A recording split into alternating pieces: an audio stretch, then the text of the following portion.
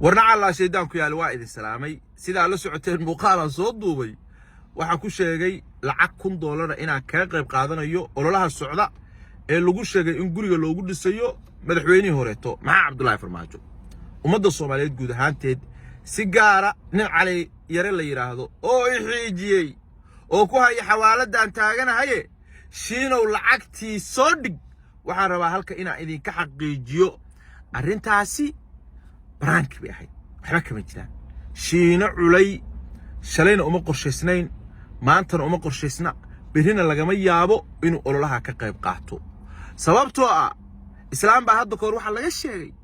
cayr wax looguma dhiibo anaa guri kira ku jira oo waliba dal shisheeye kaga jira nin guri kira ku jira nin guri kira ka cabanaya da guri uma dhisi karo madaxweynaheena waxaan leeyahay waradaaba cabdi kaga jira kii habar gidiro hogaamiye ku xeedka ahaa oo kaasi sugi kara oo 2 bilood isku ka gaari kartaa aniga gaalo dal shisheeye baa guri kira kaga jira wallahi 2 bisha hadii la gaaro la waxata lama yaqaano biliguma gaarto kaasaanahay Soomaaliyana sida aan sheegayso leeyahay bawcad uguma lihi nus mitir uguma lihi marka raali baa aniga layga ahaanaya arinta waxaan islahaa ololaha hadalka qayb qaado fiidiyowga asaasa u soo duubay inaan ka soo daba hadla ma rabin cali yara nafti ii keenay ya meeday lacagti rasiidkii keen xawaalada taaganahay referencega soo sheeg warqada keen xawaaladu teeway marka taasa iga soo hadal siisay waxa leeyahay caliyow arintaasi baraanki bay iga ahayd madaxweynaheena maanta isagaan batuumay waxa islaha shiino culay iyo farmaajo labadiina adii adeerka haday noqoto adeerka maanta adaaba mudan inuu ku xoolo gooyo 6 sano ee uu madaxweynaha ahaa ee la yiri mushaharkiisa u yaraa wuxuu qaato 60 kun buu ahaa 6 sano baaga muudanaha baraha bulshada ka qeylinay marka labada iyada maanta hadii mid guri loo dhisayo iyo hadii mid wax loo abaabulayo iyo hadii mid loo xoolo gooynayaba warda waa aniga gartu ilaahay bay taqaana caliyow adna waxa ku leeyahay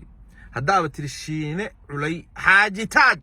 oo keen maaha hooba aan aqoon baan lacag ka sugaya oo kun ii soo diraya oo xawaalada u taaganahay oo saasurka u taagaya leeyahay ii fiiri shiina culay ma haysa war nin baahan baa tahay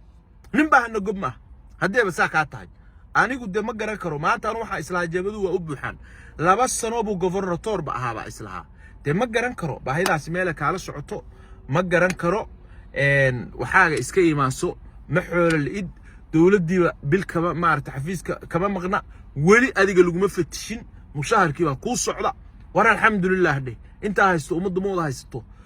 maxaa ku yiraahdaayay aniguna nin miirkiisa qabaanahay anoo guri kira ku jira wallahi oo billahi oo tallaahay nin qasri ku jira waaba 30 bishii la leeyahay war walaana guri ugu dhiseen ugana qayb qaadaneen laakiin ummadda Soomaaliyeed waa madaxweynahoodii buu ahaa waa u soo shaqeeyay qof kasta fakar buu leeyahay cidii ilaahay ka risqayo cidii iyadu wuxuu garanaysa ugama xumin ilaahay u barakeeyaa leenahay gurigaas iyo qorshihiisana ilaahay ha u rumeeyo laakiin anuu kan ku jira kan ka qayb qaadanaya kan hawsha ku jira maaha hadalka qayb qaada islaha caliyow ada arinta ka gaarsiiyay soo dhig xawaalada taagana marka dad soo la socda baraanki bay iga ahayd baraankiga la sheegana